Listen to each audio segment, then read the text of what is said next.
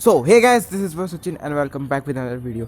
आज की वीडियो में बात करने वाले हैं basically instrumentation and control engineering के बारे में, जो कि बेस्ट कोर्सेज में से एक माना जाता है। एंड आज की वीडियो में हम यही कवर करने वाले हैं, जानेंगे इसकी सारी डिटेल्स के बारे में, जानेंगे जॉब प्रोस्पेक्टिव्स क्या है, सैलरी पैकेज कितनी है होगी आपकी डिप्लोमा कोर्सेज के बाद, एंड फर्दर आप हाई स्टडी क्या क्या कर सकेंगे diploma in instrumentation and control engineering के बाद।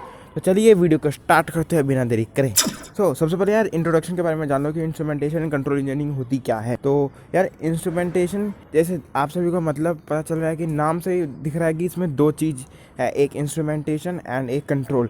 इसमें जो इंस्ट्रूमेंटेशन का मतलब है वो है, instrumentation is all about the measuring and controlling process variable that comes into play during the manufacture process, right. कुछ मैन्युफैक्चरिंग प्लांट्स के केस में वेरिएबल्स जैसे कि फोर्स आपके हो गए, टेम्परेचर हो गया, प्रेशर हो गया, और भी काफ़ी सारे, वो बहुत बड़ा रोल अदा करते हैं, राइट। इन सभी वेरिएबल्स को कंट्रोल करने के लिए और मेजर करने के लिए एक डिजायर्ड परफॉर्मेंस किया जाता है। और वहीं अगर कंट्रोल की बात करें नाम में, तो control engineering focus on designing and development and maintenance of control system, right? In short यार, it focus on managing and measurement of variables and developing control system and automatic system, right? And कुछ important topics होते हैं जो कि इस programme में cover किए जाते हैं, जैसे कि आपके हो गया control theory, control system, process control, system dynamic, industrial instrumentation, programming, data gathering and analysis, right. तो ये था एक इंट्रोडक्शन इंस्ट्रूमेंटेशन कंट्रोल इंजीनियरिंग पे।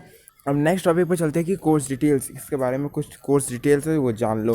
यह जो ICE ब्रांच है, ये 3 इयर्स का लॉन्ग पीरियड का होता है programme, diploma in ICE, right. And ये कुछ सेमेस्टर में बांटा गया होता है। एंड इसको एकेडमिक कैलेंडर में अगर देखा जाए तो एकेडमिक के हिसाब से इसको एक एकेडमिक ईयर में 2 सेमेस्टर्स होते हैं 6-6 मंथ के, राइट।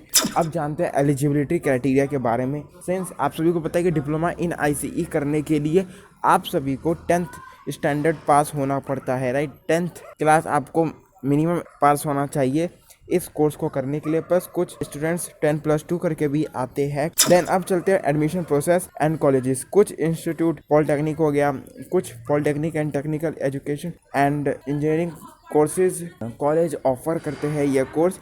कुछ इंस्टीट्यूट या डायरेक्ट एडमिशन भी लेता है इस कोर्स में, बट दिल्ली के अंदर भी काफ़ी सारे कॉलेज हैं जो कि आपको डायरेक्ट एंट्री देते हैं इस ब्रांच में। बट यार आप दिल्ली पॉलिटेक्निक से करें तो आपके लिए बेटर रहेगा, राइट। देन अब फर्दर स्टडीज़, आप डिप्लोमा करने के बाद फर्दर स्टडीज़ कौन कौन सी कर सकते हैं ICE ब्रांच में।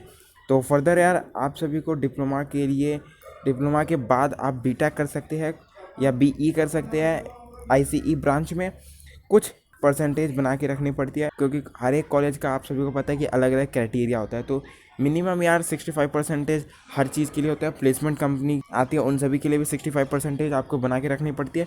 70+ हो तो और भी बहुत ही बढ़िया है। BTech करेंगे कैसे भैया? BTech करने के लिए यार लेटर एंट्री होती है कुछ कॉलेजेस में, राइट, जो कि आपको 2nd ईयर में डायरेक्ट एंट्री दिलवाती है, राइट। उसके बाद अगर BTech करने के बाद आप MTech कर सकते हो, देन PhD भी आप कर सकते हो इन सभी में, एंड MPhil, MBA, जो भी आपको मतलब समझ में आए आप वो कर सकते हो फर्दर स्टडी के लिए।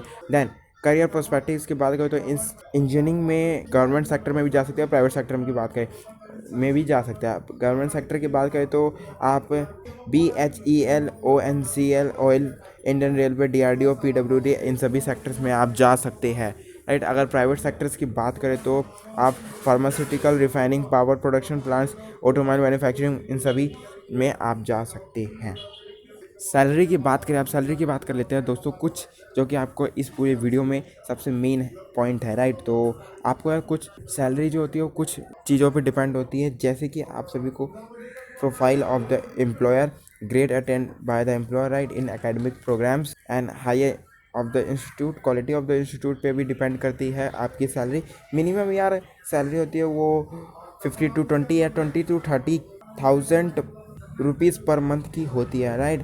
आपका ये जो होता है सैलरी, ये बढ़ जाती है, ऐसी बात नहीं है, अगर 1 साल के अंदर आपकी बढ़ जाती है, राइट। वहीं अगर गवर्नमेंट सेक्टर की बात करें तो सैलरी डिपेंड होती है पे band and grade of the employ पे, राइट। तो यार ये साल के अकॉर्डिंग ये बढ़ता रहता है, पर ईयर के अकॉर्डिंग ये बढ़ता रहता है। तो टेंशन मत करो यार, आपकी सैलरी अच्छी खासी लगने वाली है डिप्लोमा के बाद। तो इसी के साथ चलते हैं, ऐसे have a great day, bye bye, take care. इतना था यार इस इंस्टीट्यूट के बारे में।